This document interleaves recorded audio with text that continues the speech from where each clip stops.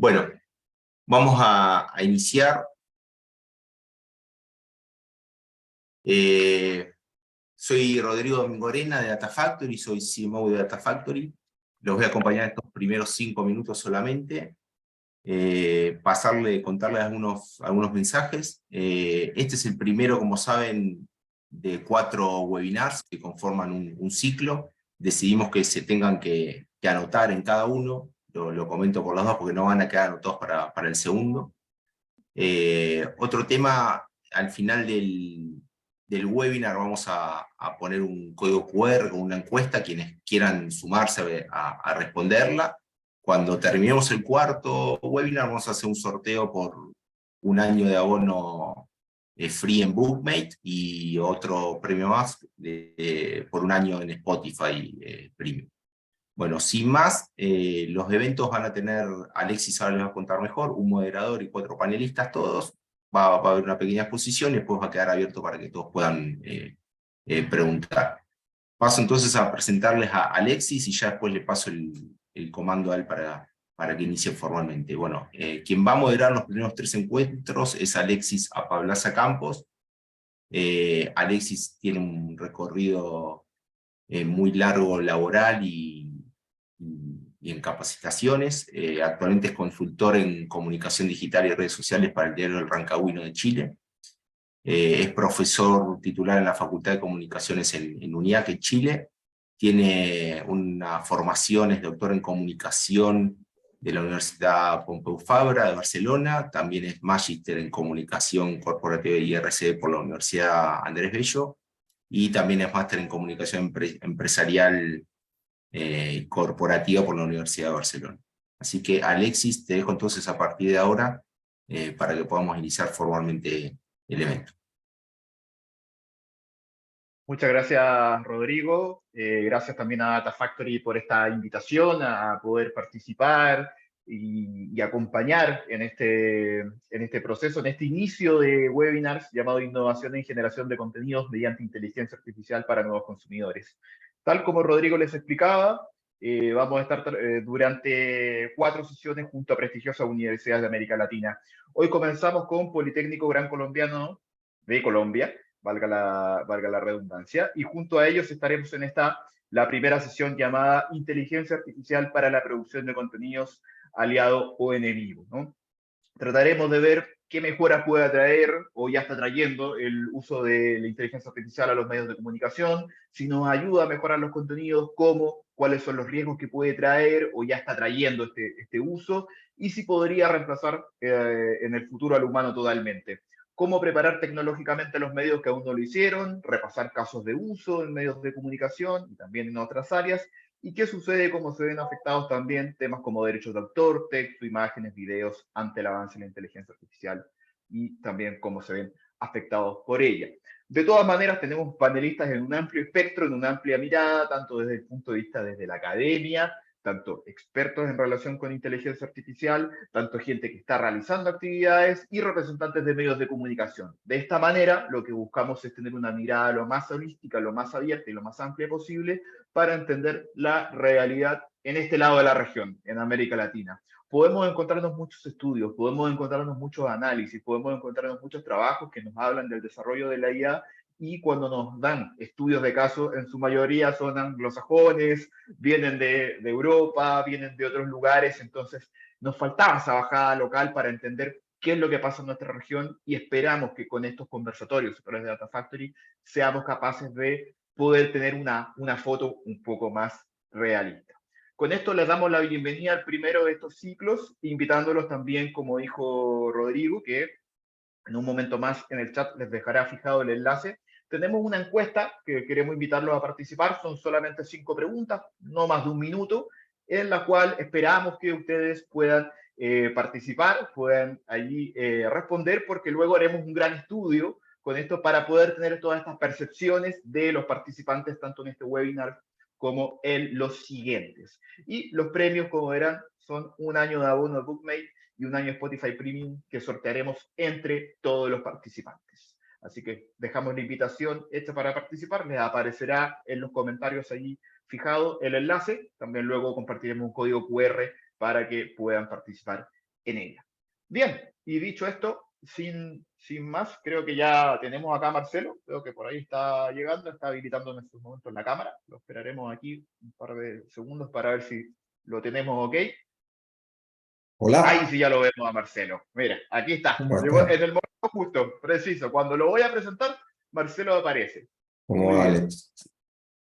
Bueno, muchas gracias, Marcelo, por estar con nosotros. Déjenme contarles que Marcelo Iguerini es ejecutivo senior con formación en el área de las tecnologías de la información y las comunicaciones, con más de 35 años de carrera profesional y más de 25 años en posiciones de liderazgo, dirección ejecutiva en áreas estratégicas de negocios, tecnología, innovación y proyectos complejos en las industrias de medios digitales, telecomunicaciones e Internet, logística, distribución, administración pública, retail y servicios corporativos a terceros. Marcelo, por supuesto, en su condición de vicepresidente digital de Caracol Televisión Colombia, nos va a abordar un poco los desafíos de la IA, tanto muy brevemente desde el foco de los medios de comunicación, pero también, entendiendo que estamos hablando de un canal de televisión, también lo va a llevar hacia otras áreas como el entretenimiento.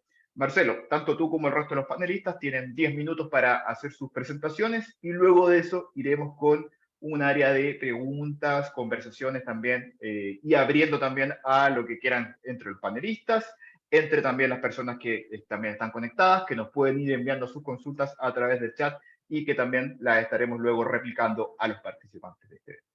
Dicho esto, ya no sé si nos puedes compartir la presentación, Marcelo, para que puedas comenzar tu presentación.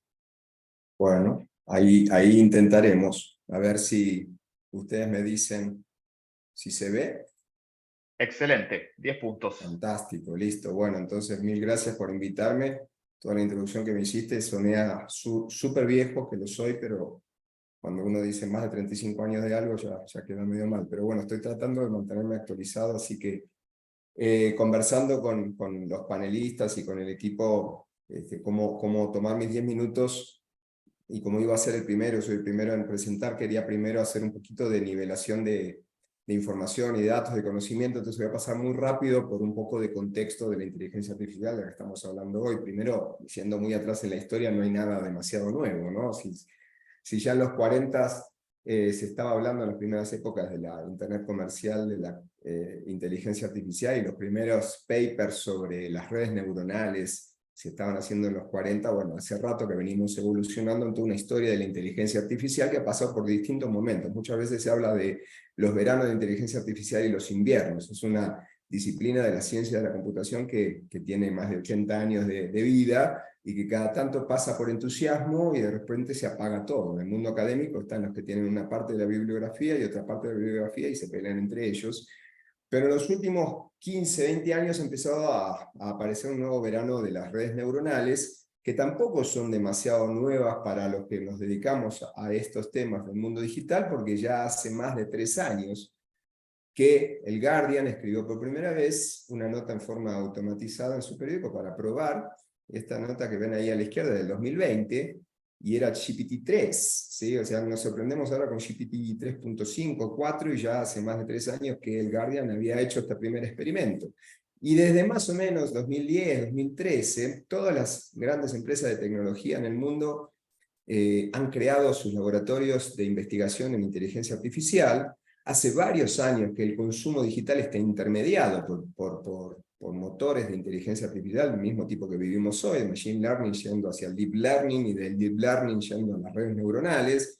Y cada vez que escribimos en un teléfono, los correctores tienen por detrás estas tecnologías. Cada vez que hacemos una búsqueda, Google Search nos responde con algo de esto. Cada vez que consumimos en Facebook, lo que vemos y lo que no vemos está intermediado por estos motores predictivos. Y en los últimos 2 años vivimos también en una difusión de TikTok y de todas las empresas de social media migrándose hacia el modelo de entretenimiento de TikTok, que es muy adictivo, y es tan adictivo como que precisamente por detrás tiene algunas de estas redes neuronales prediciendo lo que nos interesa. En el mundo de la publicidad pasa lo mismo, todo lo que tiene que ver con la segmentación de la publicidad está intermediado por motores de inteligencia artificial. Entonces, más o menos hace bastante tiempo que estos modelos fundacionales, estas redes neuronales, este proceso de deep learning, vienen trabajando principalmente en la predicción, ¿sí? Predecir lo que nos puede llegar a interesar, y ese es el caso típico de las redes sociales.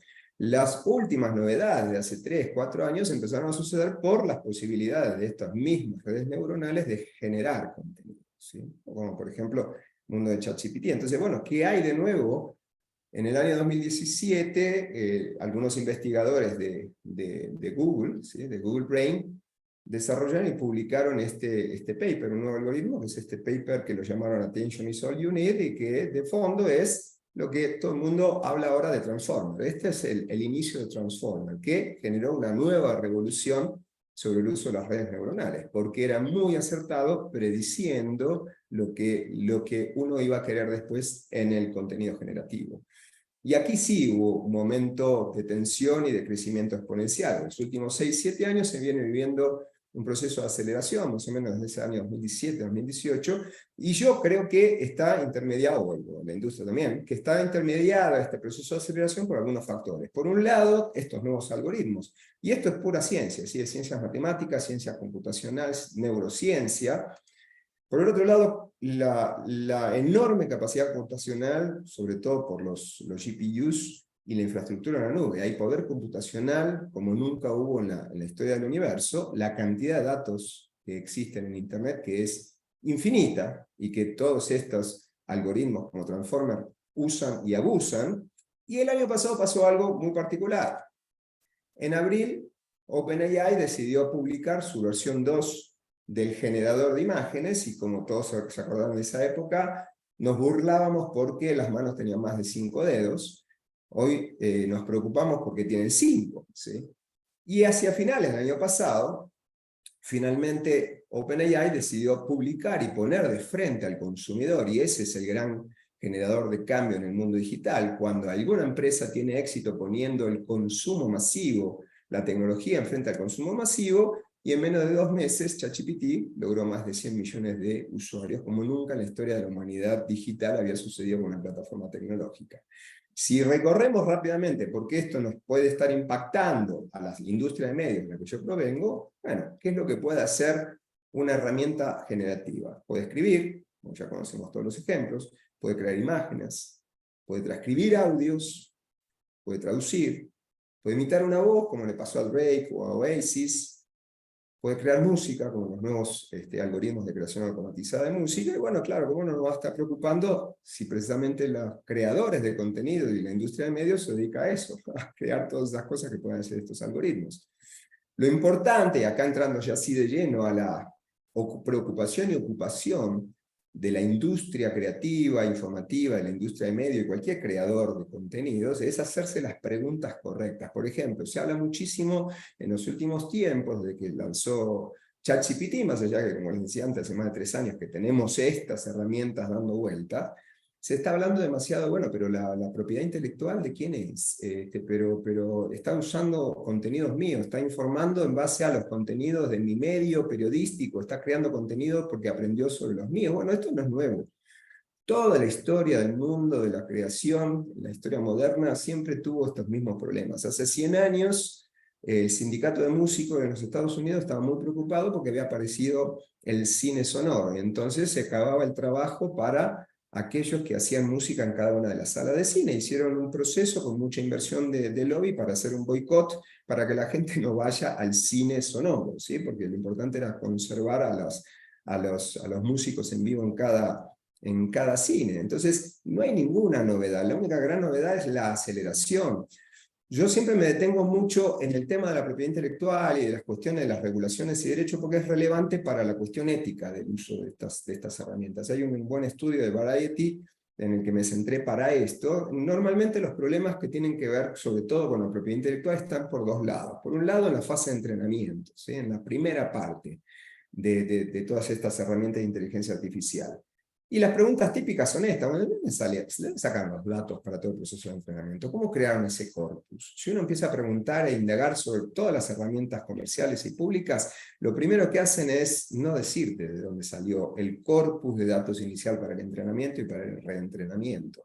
Obviamente se defiende y argumenta, y vinieron los primeros juicios alrededor de ese tema, que esto no es un uso de material con copyright, sino que es un uso legal, un fair use de los datos. Y bueno, ahí las leyes de propiedad intelectual, honestamente, no han estado preparados para este momento en el que estamos viviendo. Entonces estamos en medio de esas preguntas, y cualquier proceso que se judicialice, a lo mejor la respuesta la vamos a tener dentro de 3 años, y dentro de 3 años uno no sabe con qué futuro nos vamos a estar cruzando. La verdad que de fondo, del mundo puramente digital, lo que hacen estas herramientas ha sido scrapping de todos los datos públicos en Internet, y no hay mucha diferencia entre el scrapping que hacen estas herramientas, más allá del resto de los datos que consiguen, y el scrapping de los buscadores, ¿sí?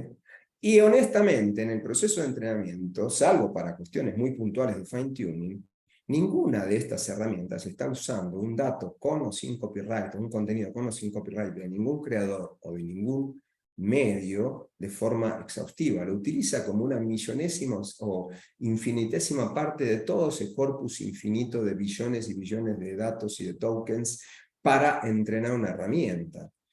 ¿Y qué pasará en el futuro si el resultado sintético de un contenido que se genere con inteligencia artificial, absolutamente sintético, empieza a formar parte de un nuevo corpus de entrenamiento? ¿Dónde están los derechos que están por atrás? Eso del lado izquierdo. En el proceso de inferencia, es decir, en el proceso generativo, las preguntas son otras. Y también le impactan al mundo de la propiedad intelectual. Bueno, este contenido generativo es lo que en el mercado, el mundo del copyright se llama transformativo o derivativo, ¿sí? De fondo es una inspiración, ¿sí? Para generar un contenido. ¿Se inspira en contenidos de otros o es una derivación de un contenido de otro? En general es una inspiración, y entonces es muy difícil encauzarlo en el medio de un problema de copyright, porque las ideas no se registran, ¿sí? Sí se registra la imagen, sí se registran las voces, sí se registra una persona. Entonces, cada vez que hay una imitación de la voz de un cantante, bueno, si no tienen la autorización de ese cantante, hay un problema, ¿sí? Y en el proceso futuro vamos a tener que empezar a convivir y aprender a convivir con contenidos puramente generados por personas y contenidos absolutamente sintéticos, y ese va a ser el futuro en el que nos vamos a estar enfrentando, y mejor hacer las preguntas adecuadas para no perder tiempo. Por supuesto que hay riesgos. El primer riesgo es en el puro medios digitales, porque tanta excitación hay sobre este tema que hasta los grandes buscadores están diciendo, bueno, ok, si estas herramientas, estos chatbots, empiezan a responder a las inquietudes de las personas, en vez de ponerle los links para que vayan a consumirlo a otro lado, será mejor que empecemos a insertar estas herramientas dentro del buscador. Y en el momento que este modo de consumo avanza, posiblemente el buscador de las principales plataformas de búsqueda dejen de resolver derivando tráfico a un tercero. Bueno, ahí va a venir la cuestión que tenemos que estar todos preparados, y muy mal preparados estaríamos si nos hacemos las preguntas equivocadas. Por el otro lado, en ese corpus de datos no solamente hay elementos con copyright, sino también posiblemente datos personales, datos privados, y a partir de eso empiezan a aparecer estas cuestiones que se meten en la ética. Y mientras todos nos estamos haciendo esta pregunta, Google, por ejemplo, acaba de actualizar los términos y condiciones de todos sus servicios para permitir específicamente el uso de todos los datos que captura por el uso de sus propios servicios para alimentar a las herramientas de inteligencia artificial. Mientras nos preguntamos si es legal o no, lo que le podía llegar a faltar de legal lo acaba de poner en sus términos y condiciones, y seguramente todos los que están acá escuchando habrán aceptado los términos y condiciones sin siquiera leer un punto o una coma. Hay oportunidades también, si hacemos las cosas bien éticamente, tanto en el mundo de la información como del entretenimiento, hay avenidas de oportunidades en donde todos deberíamos poder trabajar. Por ejemplo, este es un muy buen informe de Nieman Lab, que recopiló todos los guidelines de inteligencia artificial de los primeros medios periodísticos del mundo. Les dejo ahí abajo el link por si les interesa, como para que cada cual, antes de entrarle de lleno a la inteligencia artificial generativa, por lo menos ponga un raso de credibilidad, de ética de su propia organización, y la utilice adecuadamente. En el mundo creativo hay muchísimo. Así como nos preocupamos por la potencialidad de generar fake news o deepfakes en el mundo de la información, en el mundo del entretenimiento, en el mundo creativo, por supuesto que es bienvenido. Qué mejor una herramienta que nos acompañe a ser un poquito más creativos, que me dé algunas herramientas, elementos de imagen, de texto, de video, de audio, que una de este tipo de herramientas. Al final del camino, todo esto es una cuestión de éticas y de responsabilidades, y lo mínimo que yo promuevo dentro de mi organización hacer es informarnos, estar estudiando y experimentando. No podemos evitar experimentar, no podemos esperar a que alguien diga que el corpus de datos con el que se entrenó la herramienta es absolutamente sano. hay que cada cual derivar el código ético de su propia organización, de sí mismo, y aplicarlo al mundo de la inteligencia artificial, tratar de utilizarlo como piloto, como copiloto, no para reemplazar. O sea, tenemos tanto trabajo en la vida y en la eternidad que más que tratar de estar pensando en cómo reemplazar el trabajo de otro, es cómo facilitárselo, ser una herramienta de copiloto, orientada al lenguaje, en algunos casos al conocimiento, definir en cada organización los casos de uso adecuado, con procesos ágiles, y tratar de inventarnos a ver si hay algún negocio por detrás. Esa es la introducción que quería darles. Muchas gracias.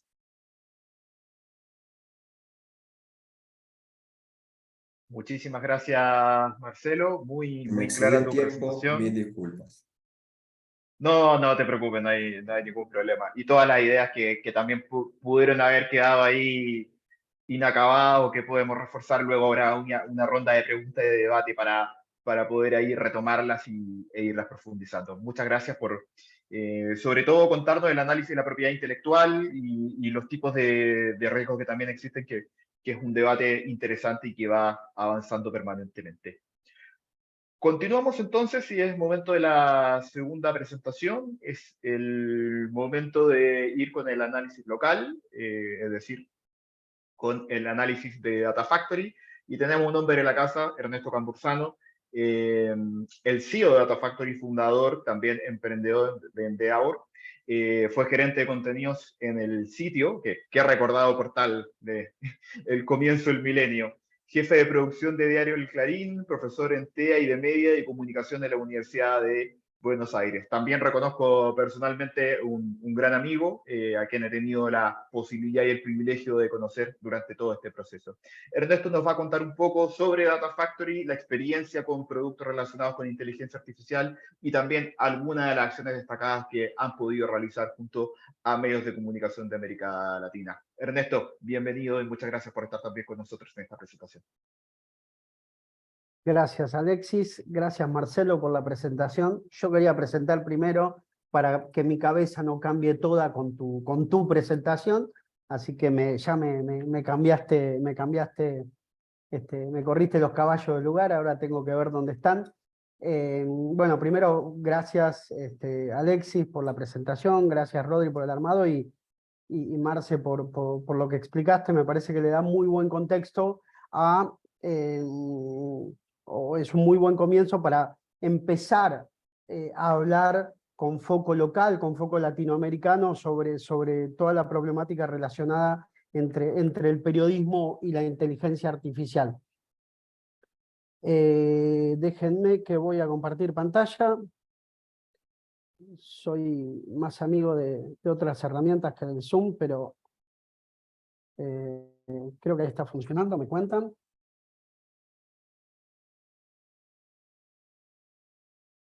No se ve todavía, ahora sí. Ahora sí la vemos. Fantástico, fantástico. Voy a tener que lidiar con ventanitas porque hay alguna cosa que mencionaba Marcelo, me pareció interesante para abordar mostrando alguna cosa que son pestañas del navegador y que no están en la presentación. Pero bueno, la primera cosa, el primer marco que quería hacer, a lo primero que quería ir es a responder o tomar como guía, porque me parece que la respuesta no es ni inmediata ni literal, no es directa a cada pregunta, pero es tomar como guía las preguntas que nos habían planteado quienes organizaron esta serie de eventos, que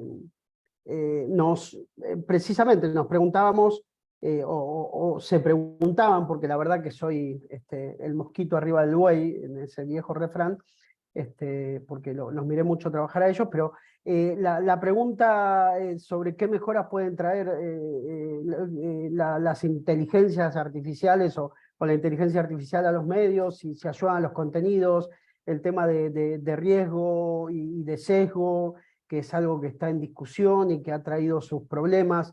El miedo casi que viene del socialismo utópico a que la máquina reemplace al ser humano, que viene de los 1850, cuando los socialistas utópicos destruían las máquinas porque había un miedo casi primitivo uy, esto nos viene a reemplazar.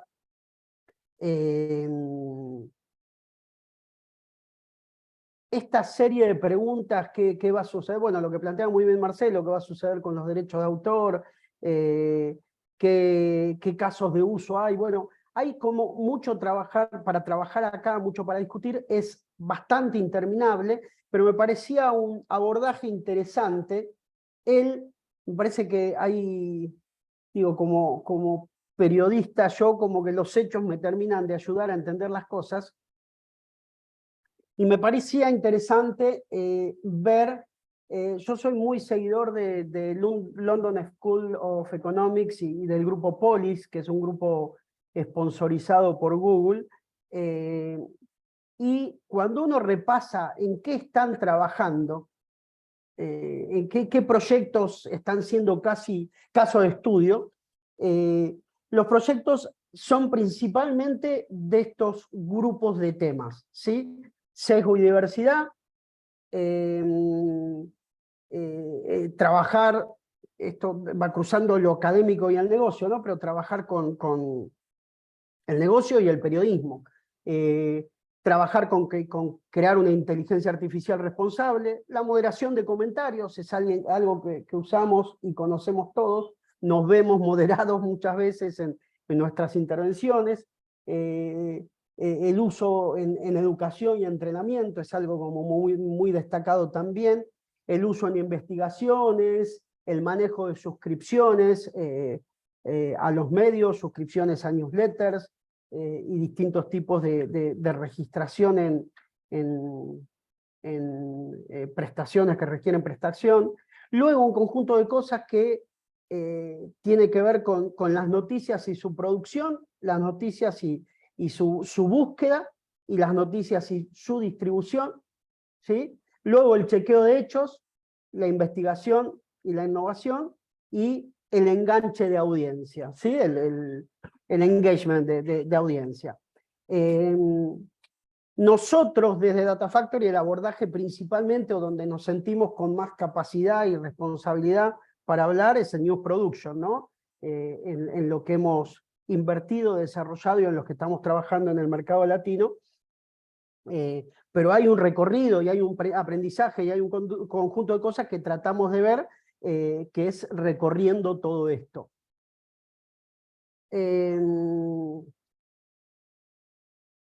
Voy a saltar, acá hay algunas cosas, después van a compartir las presentaciones, pero acá hay un conjunto de cosas que Marcelo recorrió muy bien, pero de alguna manera yo soy un militante de desmitificar y descomplejizar la inteligencia artificial. O sea, los celulares son más complejos, pero más fáciles de usar que las computadoras. Los abuelos aprenden más rápido a usar un celular que una computadora, y la inteligencia artificial viene a ser también un facilitador del uso de tecnología y de la incorporación de tecnología al consumo o a la producción de contenidos. Y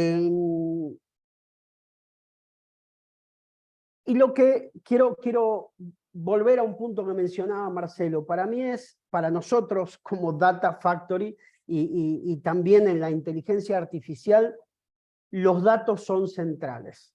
Los datos son lo fundacional de los proyectos de inteligencia artificial. De hecho, estimaciones serias hablan de que la inversión en contenido, la inversión en producción de tecnología, en producción de inteligencias artificiales, en la mayoría de los casos está siendo mayor la inversión que se hace en curado de datos, revisión de datos, aprobación de datos, ajuste de datos, evitar los desvíos que producen datos que pueden tener una lectura sesgada. Hay una inversión tremenda ahí, y hay una inversión permanente, de control permanente de los datos que alimentan y que entrenan a las inteligencias artificiales, y los datos que le permiten a las inteligencias artificiales aprender, responder, sacar conclusiones y predecir. Eso es solo y básicamente gracias a la información. Los algoritmos son casi simples lógicas, lo estoy minimizando, ¿no? para reforzar la importancia del dato, pero simples lógicas que tienen que ver con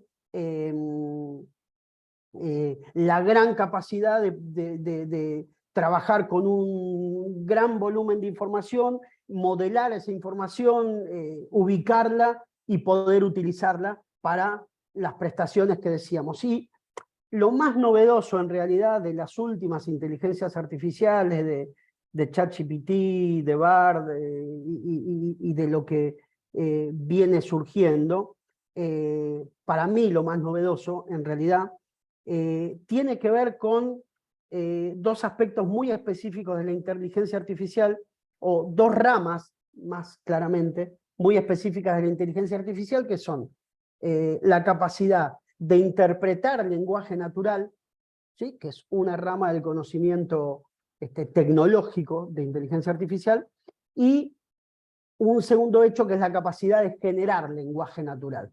¿Sí? Lo que nos está sorprendiendo, ¿sí? Más allá de que el lenguaje puede ser texto o imágenes, pero quedándonos en el texto para no complejizar la discusión con elementos adicionales, para mí lo novedoso y lo que nos sorprende es los grandes avances que ha habido en procesamiento del lenguaje natural, y los grandes avances que ha habido también en capacidad de procesamiento de información. Algunas de las cosas que resuelven las masivas soluciones de inteligencia artificial son posibles ahora. Hace unos años hubiera sido mucho más complejo y mucho más caro resolver la infraestructura tecnológica para hacer eso. De todas maneras, nuestro foco, nuestro aprendizaje, de lo que yo me siento con mayor capacidad de hablar como periodista especializado en producción de contenidos para Internet, o periodista ahora más especializado en datos para contar historias, o en data storytelling, o sports data storytelling, para acotarlo lo más posible. Creo que hay un aprendizaje corto que va muy de la mano, que comparte mucho aprendizaje con el periodismo de datos, que podemos hacer los periodistas, que estamos obligados a hacer los periodistas para nuestra continuidad laboral y para darnos respuestas y para adaptarnos a los tiempos, y que estamos obligadas a hacer las empresas para adaptarnos a estos tiempos, las empresas que proveemos al mundo de los medios y los medios de comunicación, que es ver cómo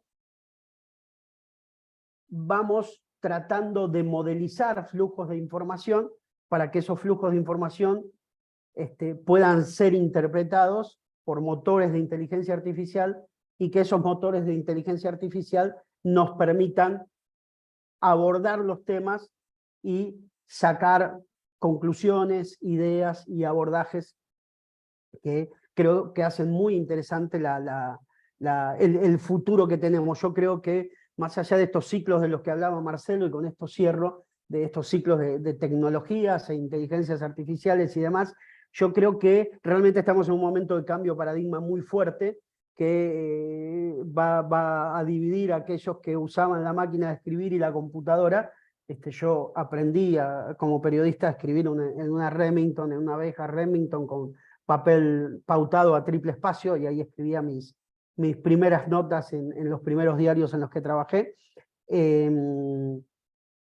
Creo que hoy estamos en un extremo que va a hacer una gran diferencia entre aquellos que van tratando de estar al corriente de las nuevas herramientas de inteligencia artificial, las nuevas prestaciones, su uso, y aquellos que siguen escribiendo en Word de manera tradicional.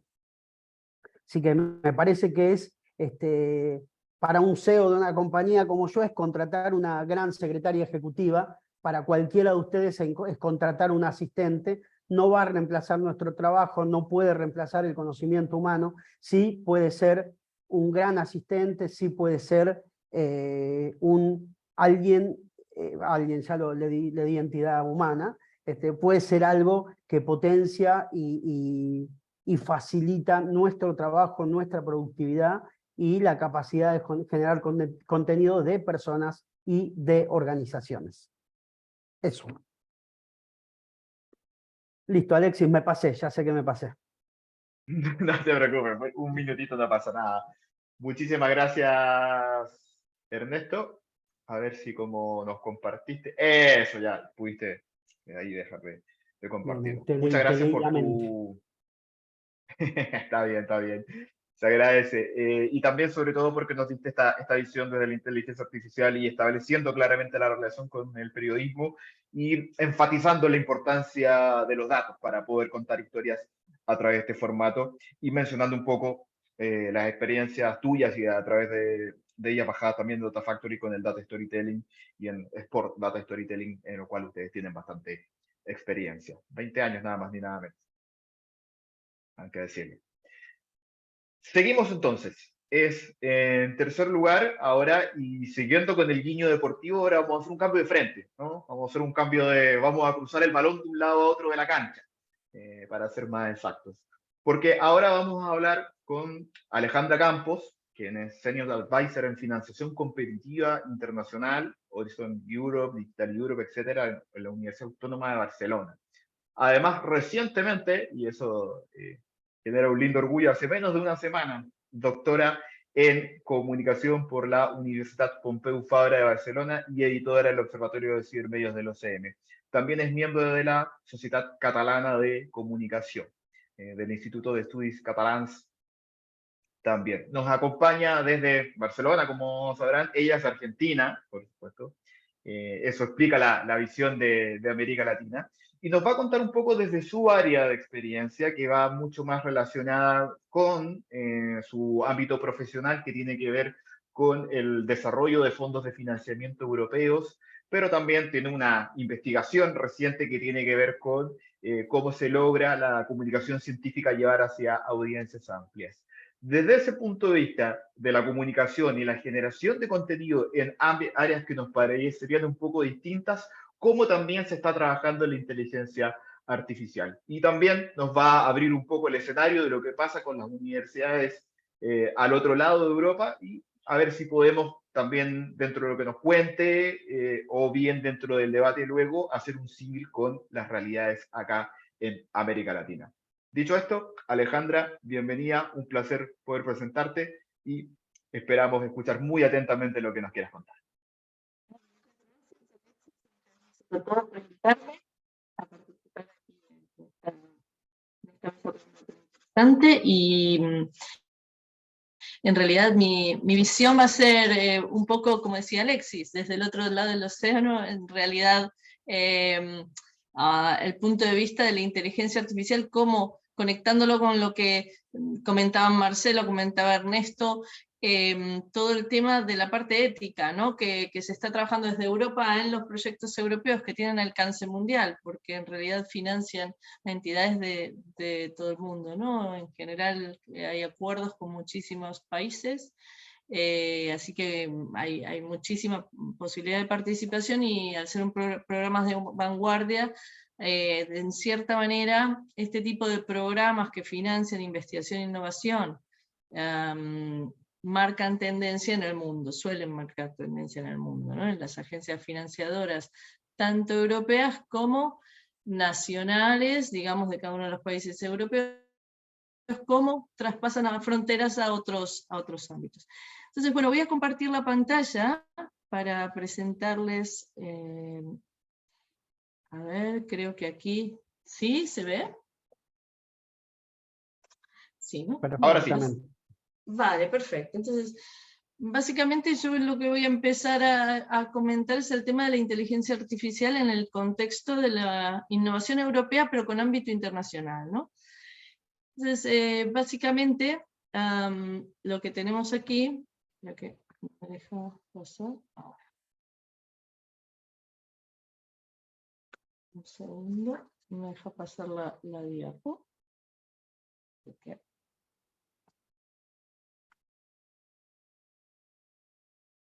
Un momento. Bueno, no sé por qué. Vale. Entonces, uy, no deja pasarlo, no sé por qué. Esto es remoto. Bueno.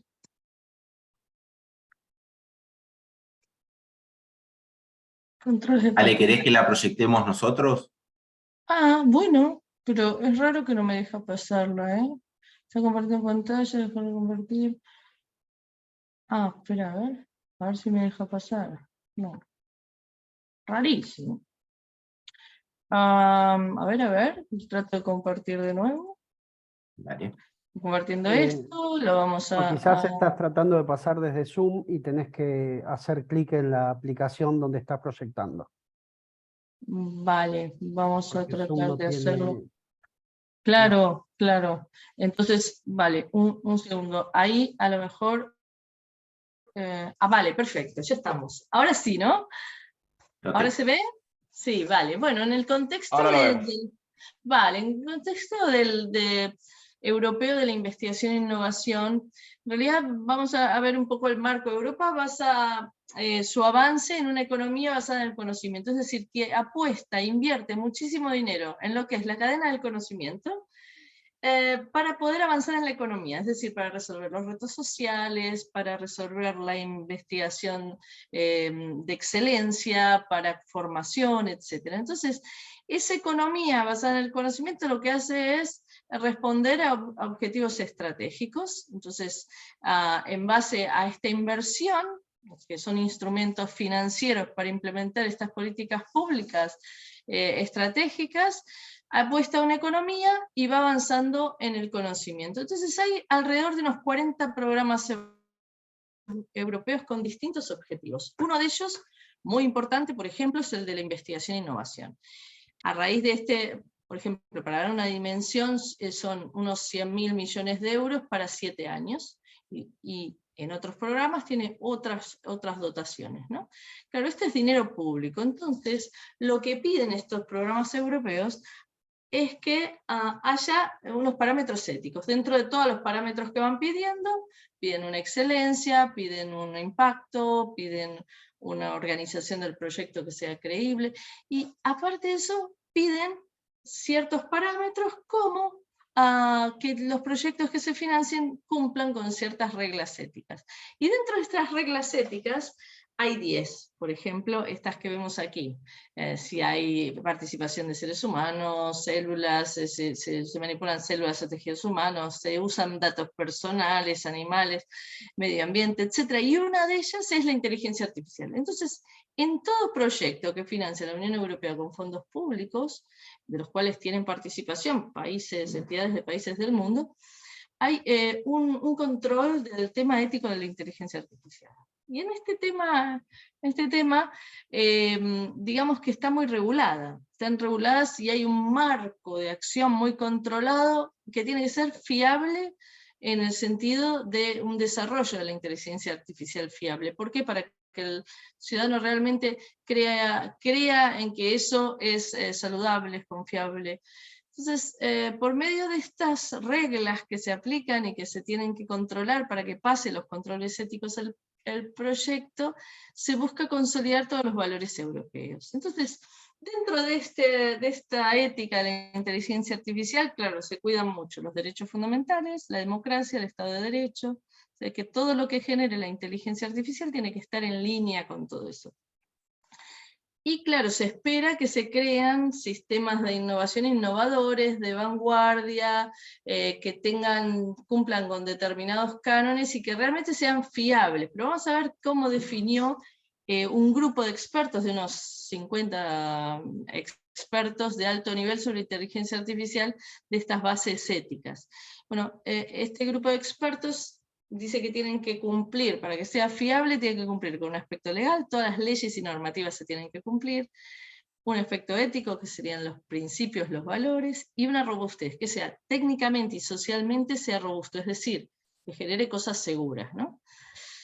Y entonces define 7 requisitos, que acá son los 7 requisitos que fuimos también nombrando antes, ¿no? En determinadas, en otras presentaciones. Entonces, pide que se debe evaluar y abordar continuamente todas las acciones y supervisiones humanas. O sea, que tiene que haber una supervisión de lo humano para ver qué genera esa inteligencia artificial.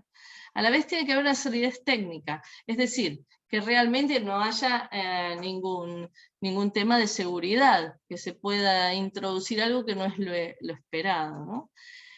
Además, que se haga una gestión muy clara de la privacidad, del tema de los datos que comentábamos antes, que haya transparencia, o sea, que pueda haber una cierta trazabilidad, ¿no? Y que se cuide la diversidad, la no discriminación y la equidad, que tienda al bien social y ambiental, y que haya una rendición de cuentas de todo lo que haga, digamos, esa inteligencia artificial. Tiene que tender a poderse rendir cuentas de los resultados que genere. Y este grupo de expertos independientes, que es el que genera las pautas que se tienen que cumplir para todos los proyectos que se financian, obviamente, claro, está de acuerdo con que la inteligencia artificial ya no tiene vuelta atrás, ya ha venido a quedarse, hay que aceptarla y hay que aprovecharla al máximo. Va a llegar, claro, está alcanzando la sociedad, está permeando todo el tiempo, y creciendo cada vez más, y que no se sabe cómo va a ir evolucionando. Va a ir evolucionando dentro de ese marco que están tratando de cuidar, de financiar con fondos públicos temas que se marquen dentro de lo que sea fiable, pero claro, no saben cómo va a reaccionar, ¿no? Entonces se va a ir evolucionando a medida que vaya avanzando el tema, ¿no?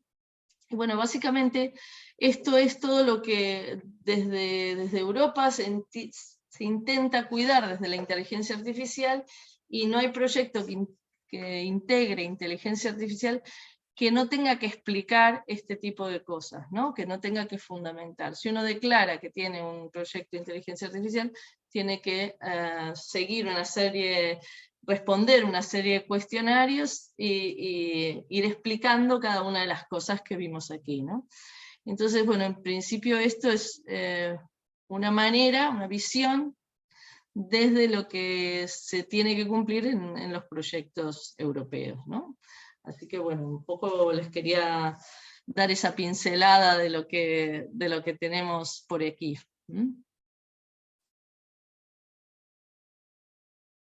Muchísimas gracias, Alejandra, por tu presentación y tu tiempo, y también por la capacidad de conectar algo que podría parecer per se tan lejano como los fondos europeos y vincularlo con elementos que ya vimos en las presentaciones anteriores y que nos muestran que finalmente que cuando hablamos de inteligencia artificial, las preocupaciones, más allá de las áreas donde la estemos buscando, el foco es muy similar, ¿no? Y por eso este modelo de una IA fiable nos parece bastante interesante, y yo creo que también nos va a dar bastantes temáticas para discutirlo a continuación. Vale, gracias. A ti. Bien, vamos entonces con la última presentación, que es el hombre de la casa, el hombre acá local que nos está recibiendo, y agradecemos nuevamente a la Universidad Politécnico Gran Colombiano de Colombia que está acompañando en este webinario. Vamos a continuación con Jaime Wilches, experto en proyectos de inversión social, innovación pública, medios de comunicación y comercio superior, coordinador de investigación de la Facultad de Negocios, Gestión y Sostenibilidad en el Politécnico Gran Colombiano, catedrático de la Maestría en Investigación Social Interdisciplinaria de la Universidad Distrital de Bogotá, asesor y consultor de identidades públicas y privadas, doctor cum laude en comunicación, también de la Universidad Pompeu Fabra Barcelona, especialista en gestión de ciudad y territorio, magíster en estudios públicos, politólogo, comunicador social y periodista. Yo pensaba que tenía más títulos que general en retiro, como decía yo muchas veces, pero mi buen amigo Jaime también aquí me estuvo ganando. Tengo que decir también ahí muy fan del Independiente de Santa Fe. A eso no hay que dejar de mencionarlo cuando lo presentamos. Jaime, un placer, y me es curioso porque muchas veces has sido tú quien me ha invitado generosamente a un par de sesiones, has sido tú quien me has tenido que presentar. Ahora me toca dar vuelta a la tortilla, y es un placer poder que nos acompañes, que también Politécnico Gran Colombiano, gracias a tu muy diligente gestión, esté acompañando este webinar, y esperamos también en tu presentación, donde abordaremos un poco más un poco conversatorio para ya abrir el debate. Tenemos muchas preguntas que ya nos están enviando, pero también para entender todas estas ideas y recabarlas también un poco del desafío de la academia, de cómo podemos tomarlos y abordarlos también en la formación, no solo en periodistas, sino que en las distintas áreas de comunicación social que tenemos. Adelante. Alexis, muchas gracias, a mi compañera panelista, a mis compañeros panelistas por esta invitación. En primer lugar, sorprendido gratamente con la cantidad de asistentes. En la vida académica luchamos mucho para los eventos traer a las personas, las jalamos de salón en salón para que por favor vayan y nos escuchen. Estoy muy sorprendido con los asistentes, las preguntas que ya he estado aquí leyendo, muy interesantes, inquietantes, y que por supuesto tienen el liderazgo de Data Factory para poder en efecto liderar estas conversaciones y que se sigan dando, que se vuelva una costumbre reunirnos, pensarnos y desde la diferencia y también desde nuestros contextos ver cómo podemos de manera específica aportar a estos desafíos. Este conversatorio se da en un momento muy interesante, ¿no? Tenemos un contexto en donde hay una huelga en Hollywood, precisamente que confronta el tema de la inteligencia artificial. El año pasado tuvimos una noticia que está a modo de chiste, pero que se puede volver muy seria, del robot que contrató un abogado porque consideraba que tenía sentimientos. El asunto va como en el anécdota, pero como ya dije, se puede volver algo muy serio y se puede cumplir la profecía de esa película de hace 20 años con Robin Williams del hombre bicentenario, cuando el robot ya pedía ante las Naciones Unidas ser un humano. Entonces creo que ahí también había una mirada prospectiva que vamos a empezar a tener que empezar a lidiar y a conciliar con ella. Y el tercer escenario que es muy interesante es de la película que en estos momentos está en cartelera sobre Oppenheimer y que tiene que ver directamente con lo que estamos dialogando hoy, sobre esos usos, esos límites y esas potencialidades que en el camino se dan frente a la construcción del conocimiento y cómo de manera inevitable el conocimiento está ligado a los asuntos de la política, a los asuntos de la vida pública y a los asuntos éticos. En ese sentido, no he hecho una presentación, lo que quiero de manera sucinta, siempre los académicos prometemos ser breves y nunca lo cumplimos, pero espero esta vez sea la excepción. En 10 minutos recoger las ideas que han expuesto los panelistas y hablar de 3 asuntos fundamentales que considero están para debatir, para conversar y que por supuesto no se agota en este espacio. No he hecho un PPT, pero quisiera iniciar la primera visión de lo que quiero exponer con una transversalidad conceptual. Y es que de manera afortunada o desafortunada, el asunto de la comunicación ligada a la inteligencia artificial, a los datos, a los retos del periodismo, nos lleva al binarismo que nos lleva al exceso, al defecto, al binarismo de las decisiones. Cómo cada decisión tiene unas potencias, pero también tiene unos defectos. Voy a entonces a presentar este videito de 1 minuto para poner en ambiente la presentación.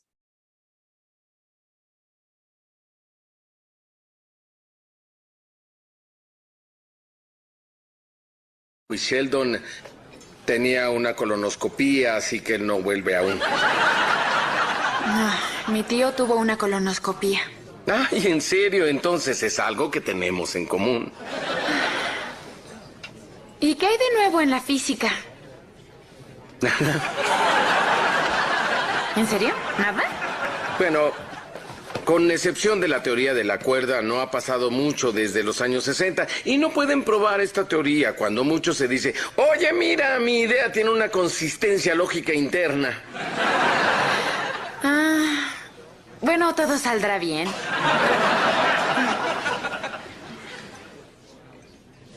¿Qué hay de nuevo en la tarta de queso? No mucho. Hay una tarta de chocolate nueva que se vende muy bien. ¿Bien? Bien.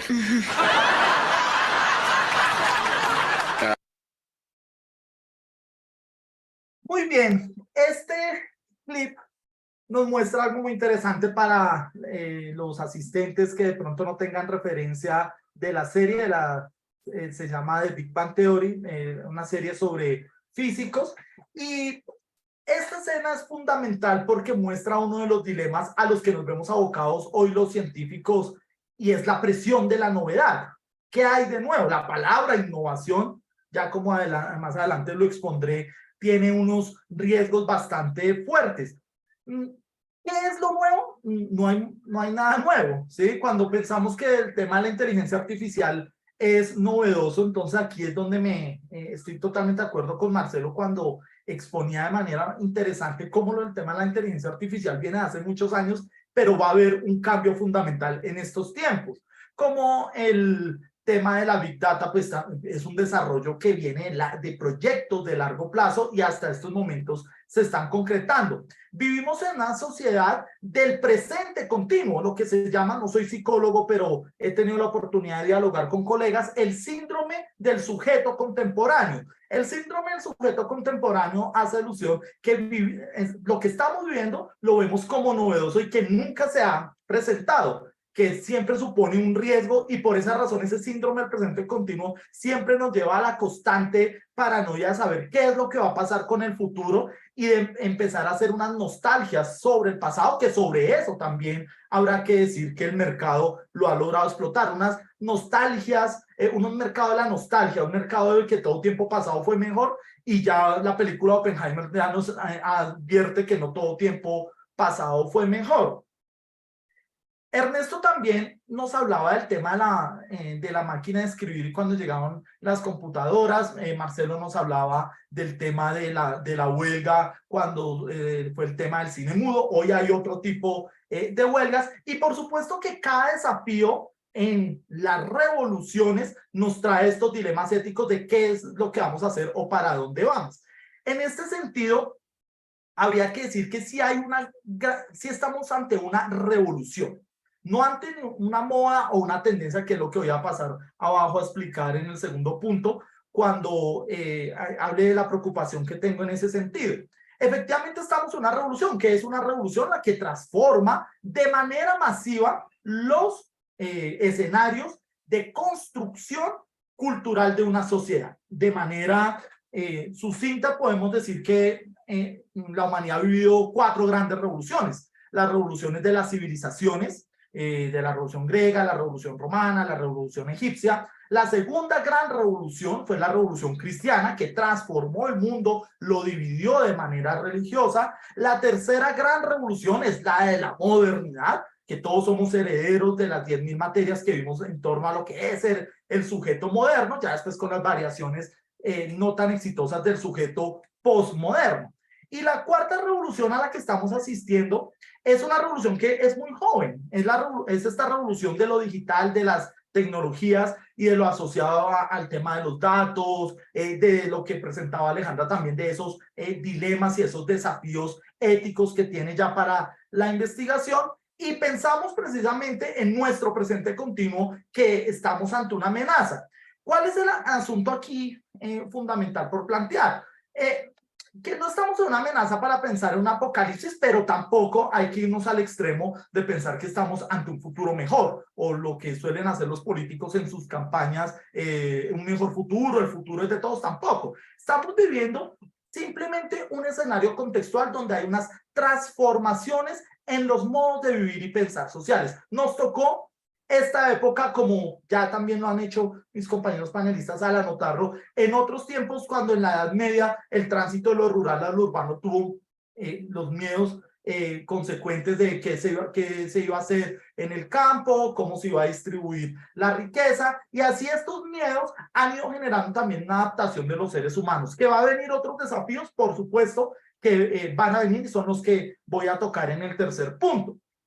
El segundo punto, que es un asunto que quiero llamar la atención, y es el riesgo de caer en la moda semántica, en la moda de las categorías. Claro, el tema de la innovación nos obliga a veces a inventarnos palabras, a inventarnos conceptos, a inventarnos una serie de artilugios teóricos para tener juego en esta amplia gama que hay sobre la discusión de la inteligencia artificial. Pero quiero anotar un tema, y es que entre el 2020 y 2021 nosotros vivimos en un contexto de pandemia.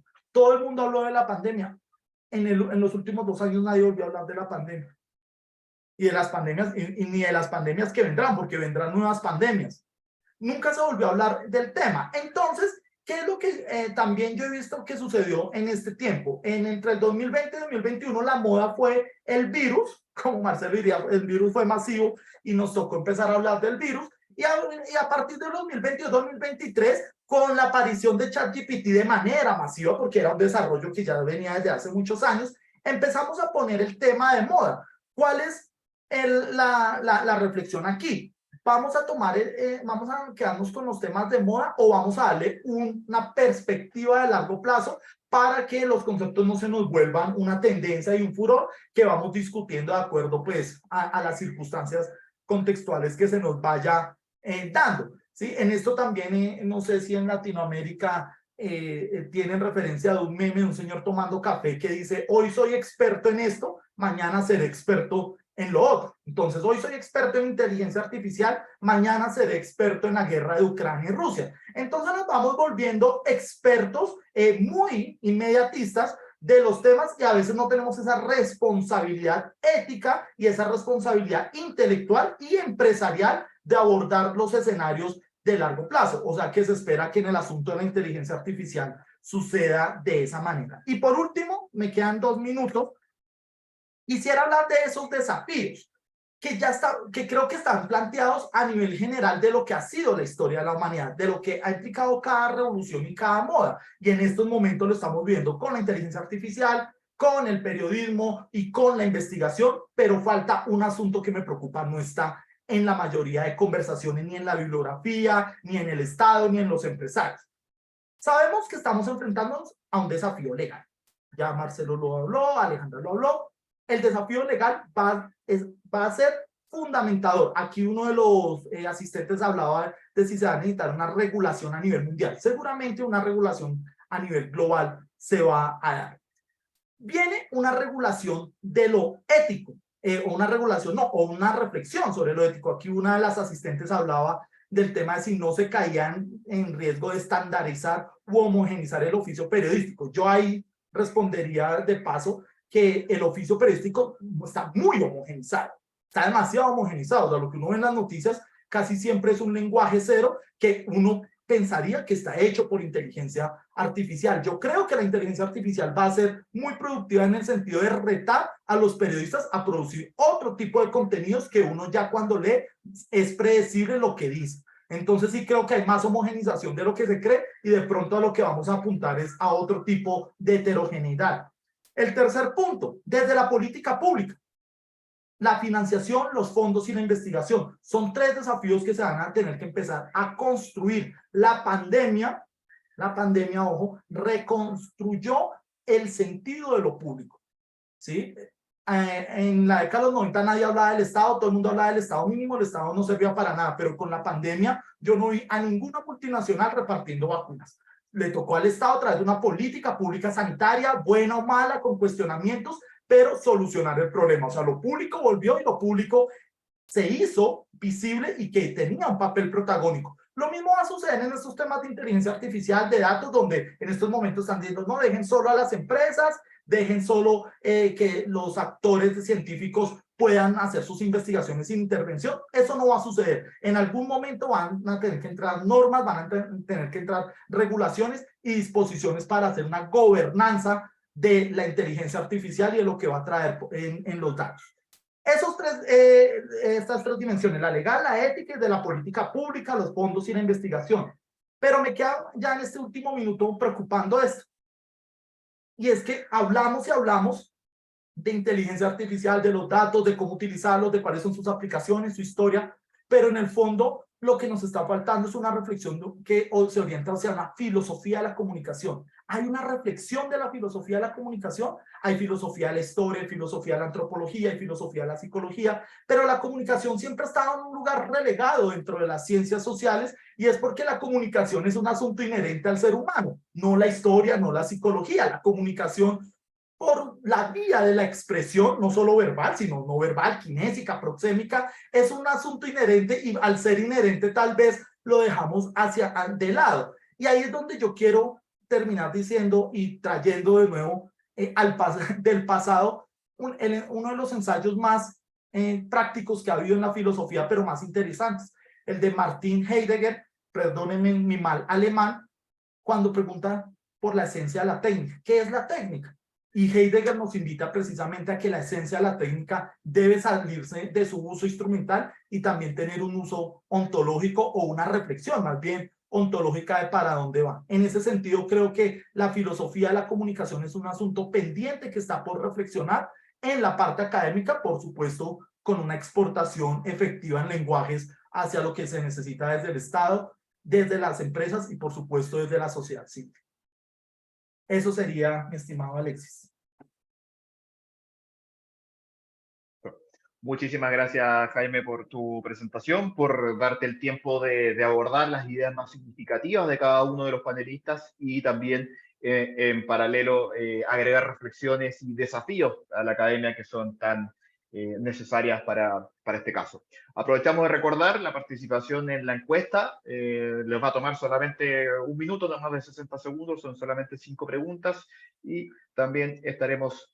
Para los que participen, el enlace entiendo que está en la parte de los comentarios, por ahí lo ha dejado por ahí Rodrigo, para que ustedes lo puedan ver ese link, y quienes participen, ahí está un QR ahora proyectando en pantalla, quienes participen van a tener un año de abono en BookMate y un año en Spotify Premium, lo sortearemos entre todos los participantes. Ojalá que podamos ahí tener una participación interesante, porque lo que buscamos, como les decía, es que al final de estos 4 webinars poder generar también un reporte para entender esas percepciones regionales sobre periodismo y también los desafíos de cara a la generación de contenidos. Bien, siendo y 13, aquí yo estoy en Chile, donde son las 16:13, 15:13 es la que debe tener Jaime en Colombia, quienes están también en Argentina nos acompañan, tienen las 16:13, lo digo porque vamos a estar hasta ahí 30, ¿no? Ahora nos quedan poquito más de 15 minutos para la interacción y para la ronda de preguntas. Ya nos llegaron bastantes inquietudes a través de los comentarios, Jaime las fue viendo y también le dio un poco de réplica, pero quiero dejar ya abiertas hasta 2 preguntas inmediatamente, una que nos hizo José Luis López, donde nos pregunta si necesitamos más curadores de contenidos que creadores, y la de Junior García, que nos habla de que las políticas de uso empezarán a replicar respecto a la inteligencia artificial en los medios empresariales y organizaciones. No sé, Marcelo, te doy a ti primero la palabra. Más curadores. Curadores hay demasiado. Lo que pasa es que tienen un modelo de economía casi como, no sé, los rapitenderos o los conductores de Uber. Si uno investiga un poco, está bastante oculto qué sucede en el mundo de la curaduría de contenidos, por ejemplo, de inteligencia artificial, en todo ese proceso de reentrenamiento y fine-tuning. Está bastante escondido cómo funciona la intervención humana, ¿no? Más allá que hay una nueva tendencia de la que usa Anthropic de tratar de empujar a que haya modelos adversarios de redes neuronales para evitar al ser humano porque lo escala, pero la verdad es que es bastante complejo el mundo de los curadores de contenido de inteligencia artificial, como es complejo el mundo de los curadores de contenidos marcados como sospechosos en las redes sociales, ¿no? Esas personas de empleos temporales se vuelven bastante locos. Lo mismo pasa en la inteligencia artificial. Creadores somos todos. Lo que falta es financiamiento. Muchísimas gracias, Marcelo. Ernesto, yo creo que tú también tienes ahí algo que aportarnos, si la función finalmente es de curador de contenido o no, de cara a la producción de estos contenidos, que no sé si llaman los periodísticos, Mira, pero sí informativos.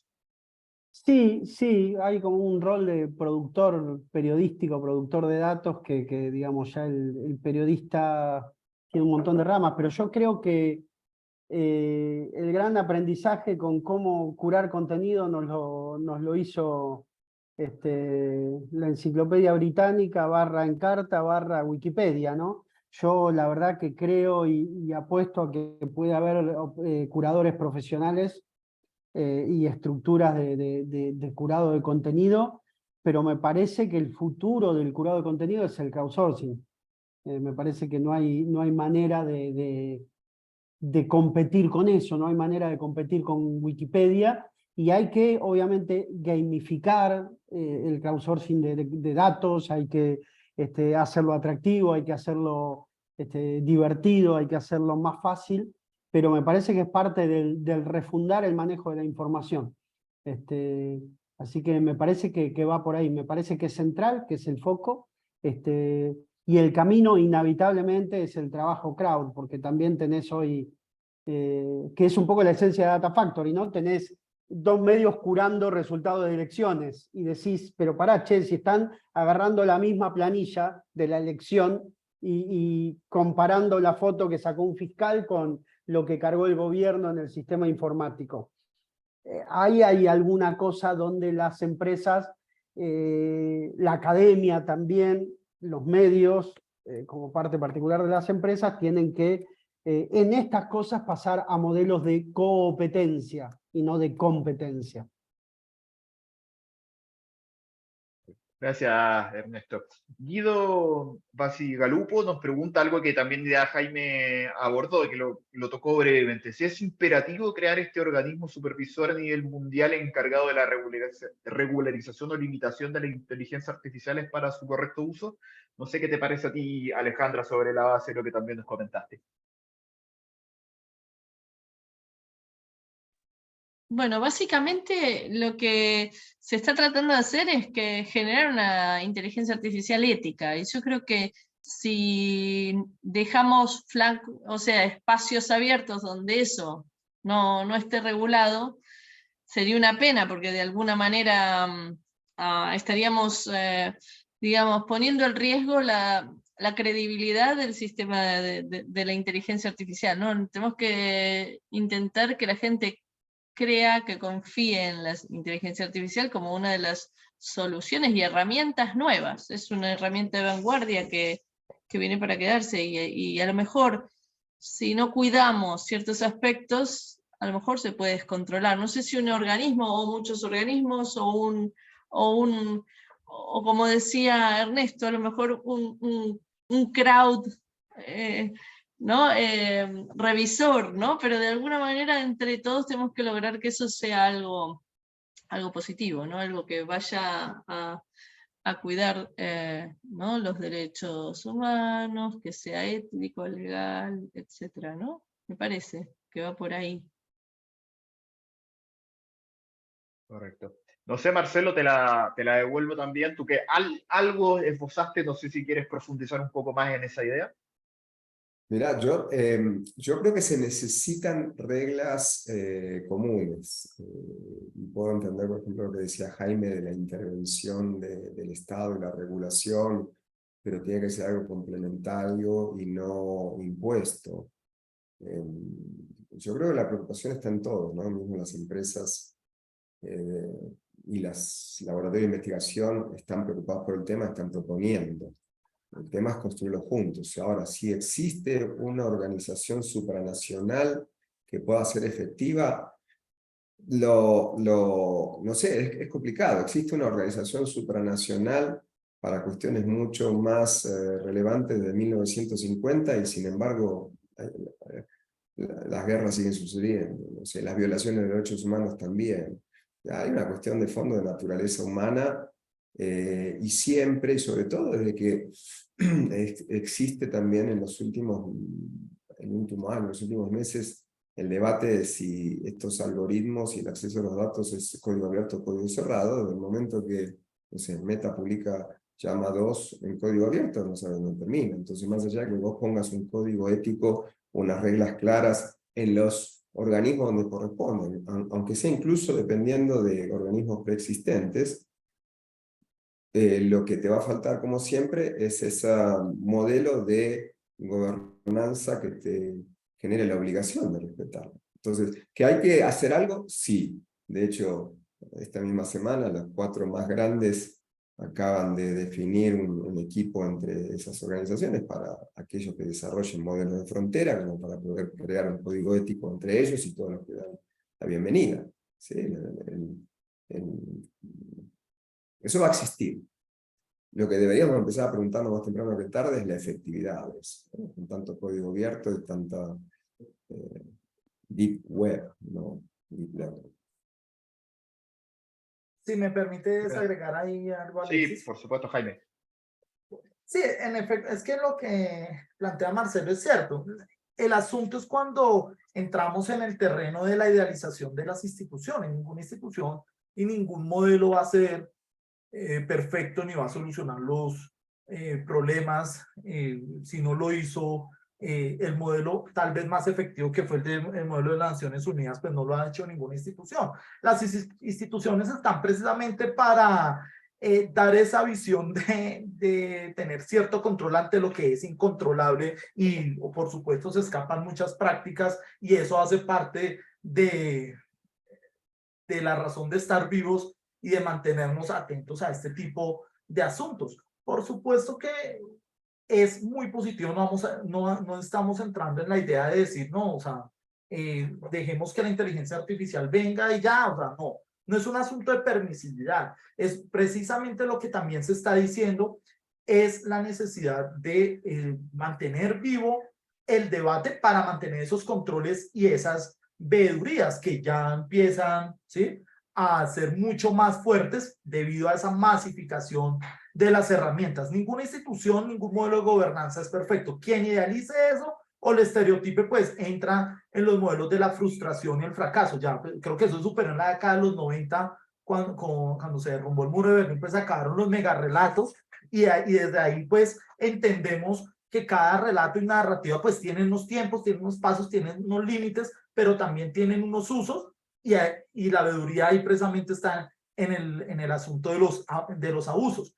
Yo compartí aquí un enlace a los asistentes sobre un interesante trabajo que tuve la oportunidad de editar sobre los marcos regulatorios internacionales en el tema de inteligencia artificial, en donde hacen un trabajo interesante por todos los continentes, cuáles son los países que han generado estas regulaciones, y el artículo precisamente se orienta a decir que pues tiene que haber una instancia internacional que trate como de mantener el debate vigente, de hacerlo presente, y quiero insistir con eso. UNICEF pues existe, pero pues la desnutrición en los niños a nivel mundial no se ha acabado, pero están ahí, y nos recuerda que hay que mantener el trabajo presente, y ni qué decir por supuesto de las luchas de las mujeres, del sector LGBTI. Son luchas que se mantienen y que al tener esa constancia y esa visibilidad dentro del espectro nos obliga a mantenerlo en la agenda sin que pase lo que planteaba yo de que se vuelva una palabra de moda y desaparezca con el tiempo, o un problema de moda. Muchas gracias, Jaime. Daniela Norra Martínez nos dice, antiguamente los periodistas tenían su impronta en la escritura, pensemos en Rodolfo Walsh, o los artículos del propio Jorge Luis Borges en la revista Prueba o Prisma. La utilización de la inteligencia artificial en el armado de notas no corre el riesgo de estandarizar, de homogeneizar en este sentido la posibilidad del juicio crítico. Ernesto. Mirá, sí y no. En realidad, la universalización de la cultura, el mirar los mismos filmes, el consumir los mismos medios, también van hacia ese lado, ¿no? A la homogeneidad, el unificar culturas y unificar visiones a nivel global, pero yo creo que es el riesgo que se corre, creo que es el riesgo que nos, digamos, es el durazno de la pelusa de estos tiempos, es con lo que hay que tener cuidado,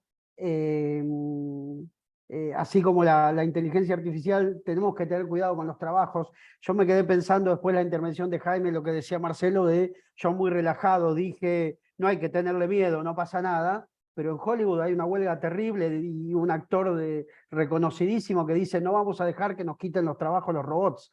O sea, hay una amenaza, la podemos minimizar, darle una vuelta, pero hay una amenaza. Creo que la amenaza también va por este lado, por el de la pregunta de Daniela. Y me parece que los más talentosos, los más brillantes, los que sepan hacer los mejores prompts y los que puedan trabajar con el asistente de la inteligencia artificial, trabajar más, transpirar el texto. Se habla mucho de que, lo hablamos mucho los escritores y periodistas, de que los textos son 95% de transpiración y 5% de inspiración. Va a haber que meterle una transpiración distinta a la de antes, pero yo creo que sí, que hay una amenaza y hay una oportunidad. Los que sean distintos y trabajen para ser distintos van a poder hacerse notar también.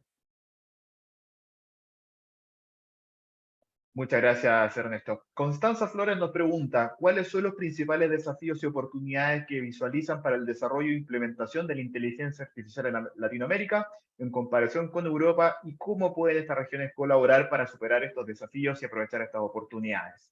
Se habla de Europa y Latinoamérica. Alejandra, te la doy a ti, a ver qué nos cuentas.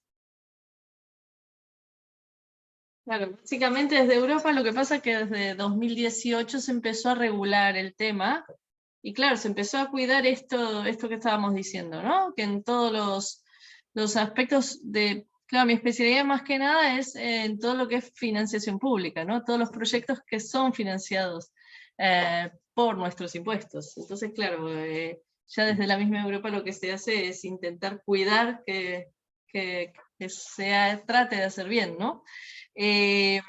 Desde el punto de vista de Latinoamérica, yo no tengo claro si hay ya regulaciones, pero a nivel de estados y no a nivel de regiones, ¿no?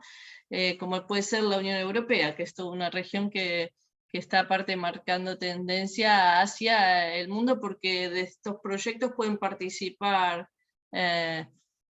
muchos países del mundo, ¿no? Alguien preguntaba si... Bueno, si incluso Argentina, sí, incluso Argentina.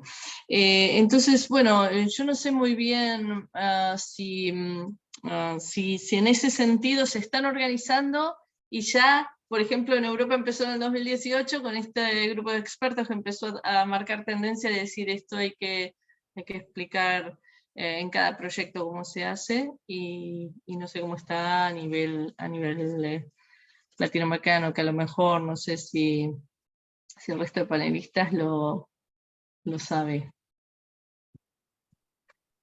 Mira, Latinoamérica es tan diversa como Europa es más fácil porque es la comunidad, pero no hay mucho y la verdad que es un camino en construcción. Claro. Hay mucha conversación, no hay mucha Claro. regulación. Quizás Marcelo tiene alguna idea más que yo, pero creo que está por ahí. Pero es Claro. que no hay hoy por hoy, seamos claros y honestos, más allá de la entrada del pedido de regulación y de ley de hace 20 días en la Comunidad Europea, no existe ninguna regulación específica para la inteligencia artificial. Y si esa de la Comunidad Europea avanza, no sé, entre el lobby de un lado y el lobby del otro, puede demorarse 1 año para que el Parlamento Europeo lo apruebe y 2 años más después para que cada parlamento de cada país miembro de la comunidad lo reafirme y lo implemente. Estados Unidos, que podría tomar una decisión casi ejecutiva, no lo va a hacer porque es un país federal con 50 estados y va a pasar lo mismo con el intento de regular la inteligencia artificial, que es lo que pasa con los datos personales. Está el de California, está el de Texas, pero no se ponen de acuerdo de ambos lados del pasillo para una regulación federal.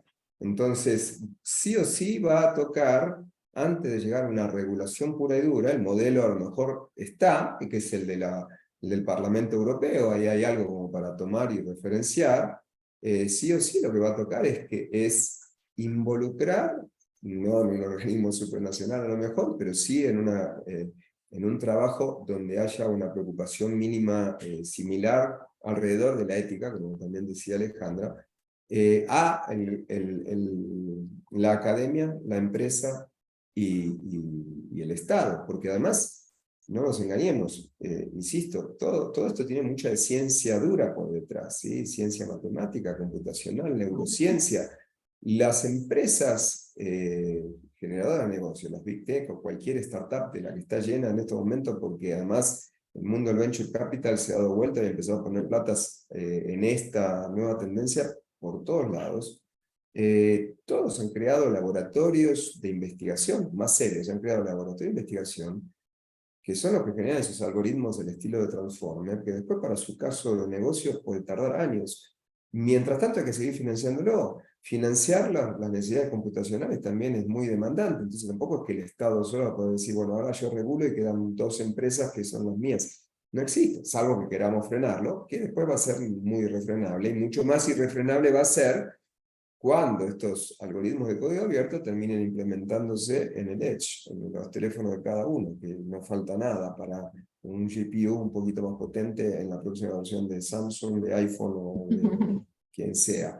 Entonces, no es una situación simple como decretar una ley y adelante, incluso la de la Comunidad Europea. En Latinoamérica siempre hemos sido subsidiarios de algunas de las leyes del primer mundo, no nos engañemos.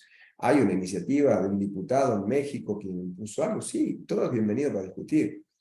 Nada que vos puedas definir de un momento para el otro.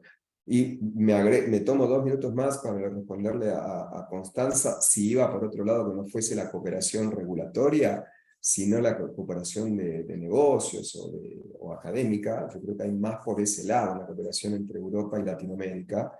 De nuevo, todo esto es muy caro, pero demasiado caro de sostener, ¿sí? Hasta que llegue al Edge y necesite menos demanda computacional y menos laboratorios de investigación. Latinoamérica no es que no tiene talento, tiene mucho talento, pero este talento es carísimo, y el tema es que, como decía antes en broma, faltan financieros, ¿sí? Falta quien ponga la plata. En Latinoamérica no está, porque además, como no son tantos, están muy demandados en países centrales. Entonces los talentos latinoamericanos, a lo mejor no, de hecho hoy están trabajando en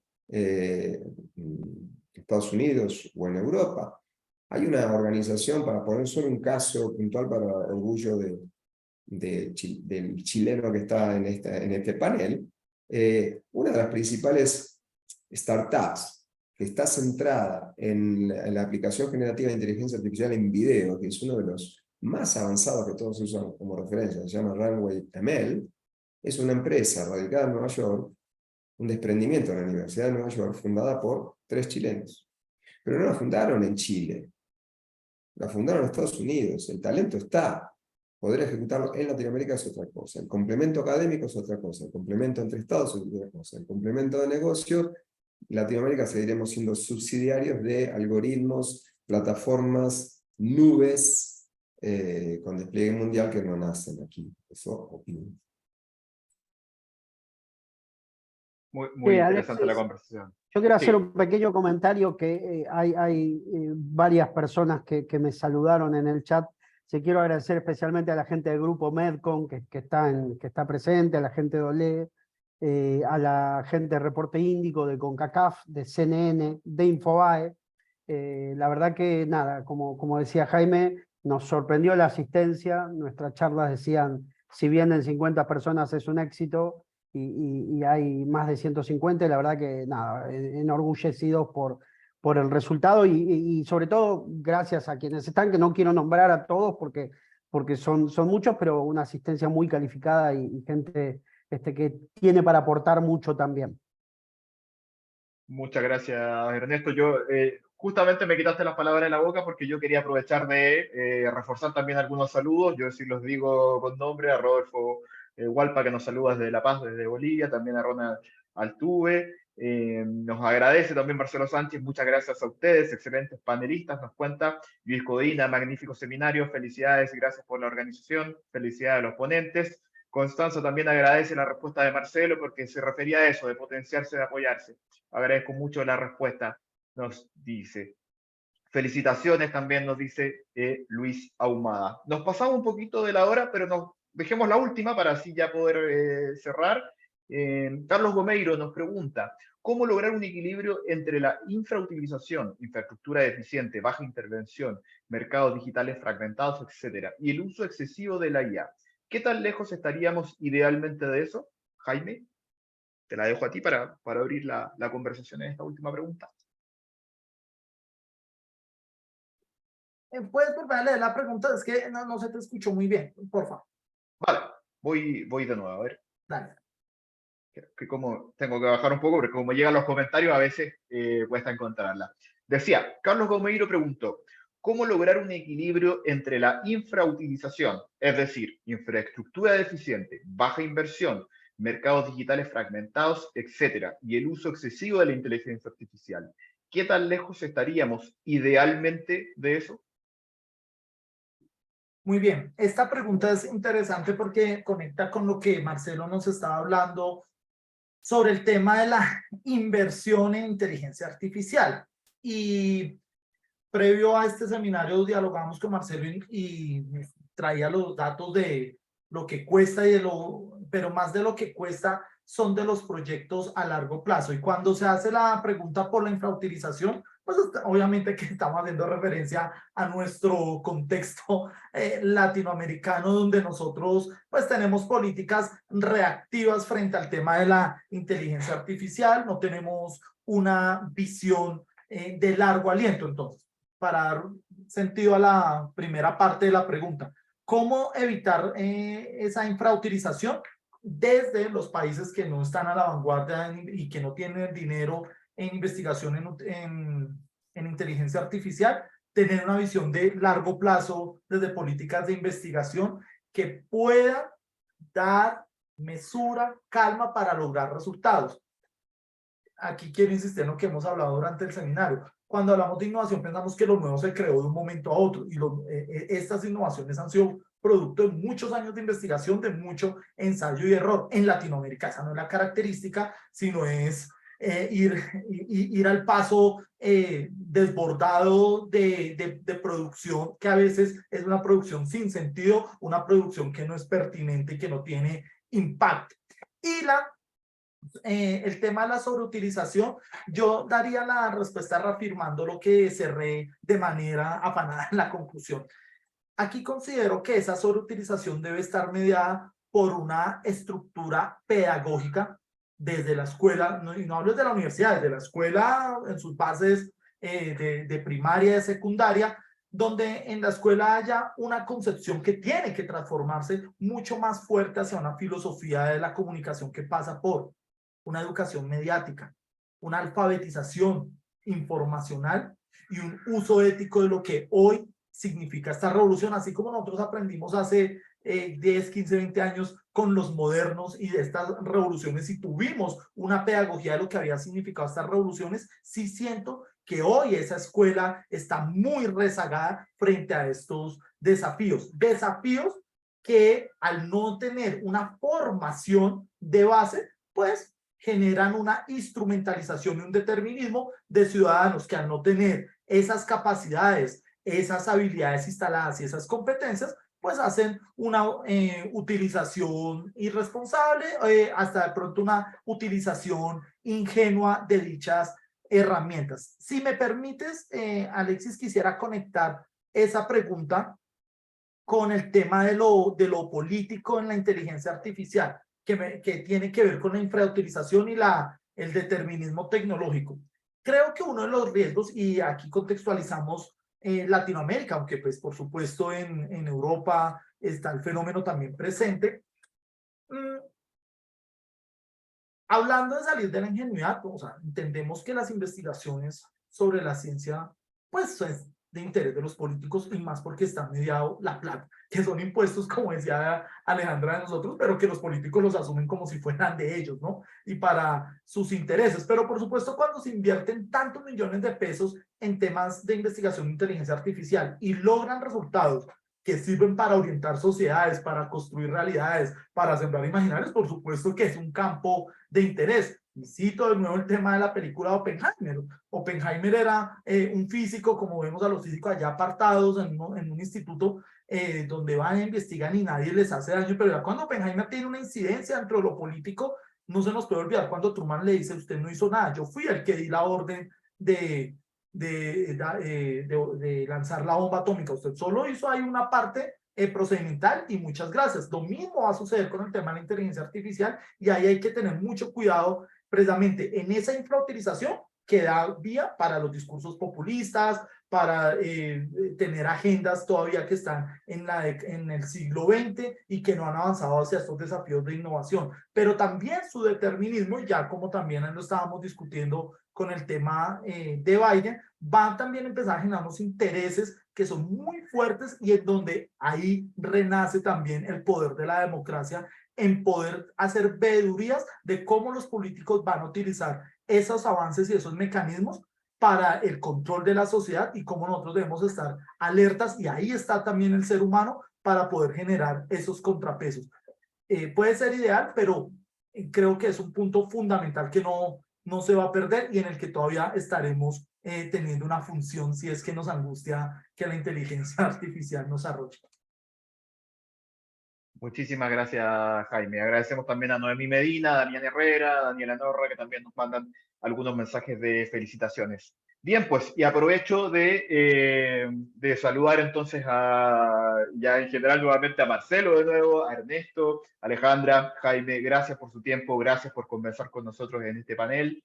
Sé que quedaron todavía muchas ideas ahí abiertas que todavía podemos reforzar. Y si, bueno, alguno de los invitados también quedó con alguna inquietud, no se olviden que para registrarse pudieron ver ahí que estaban los perfiles de LinkedIn de cada uno, así que ahí también si quieren seguir conversando, evidentemente que hay muchas ideas que quedaron abiertas, algunas preguntas que también no alcanzamos a resolver, pero que a partir de allí lo pueden hacer. Compartimos nuevamente allí, ahora sí tienen en pantalla el enlace y un QR para quienes quieran participar en esta encuesta, que como lo decimos, solamente 1 minuto, 5 preguntas y entre quienes lo realicen sortearemos un año de abono en Bookmate y un año de abono en Spotify Premium. Agradecemos entonces a quienes participaron en la primera sesión, nuevamente a Politécnico Gran Colombiano por ser la institución universitaria acompañante y por supuesto los esperamos en la segunda sesión que será en 2 semanas más, el jueves 10 de agosto. Físicamente estaremos en la propia Universidad de Montevideo en Uruguay, donde hablaremos de nuevos consumidores,